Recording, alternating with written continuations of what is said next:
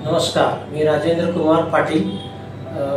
पूर्वी मी senior manager production म्हणून crypto कंपनीमध्ये काम करत होतो।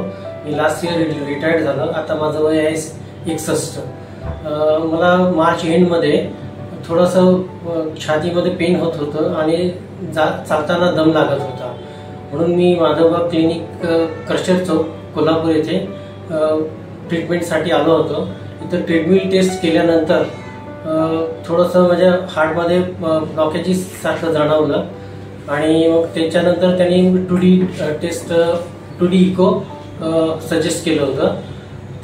ते केल्यानंतर त्याच्यामध्ये 43% माझं हार्ट फंक्शनिंग आलंय। मग त्याच्यानंतर मॅडमने इथं क्रशर चौकातील माधवबाग क्लिनिकमध्ये ट्रीटमेंट सुरू झाली। डॉक्टरांनी व्यवस्थित ट्रीटमेंट केली आणि माझं पंचकर्म वगैरे प्रत्येक आठवड्याला होत होतं, त्याच्यामुळे खूपच फरक जाणवला आणि माझं जे दम लागणं वगैरे ते कमी झालं आणि ट्रेडमिल टेस्ट मी पूर्णपणे 15 मिनिटे पूर्ण करू शकलो।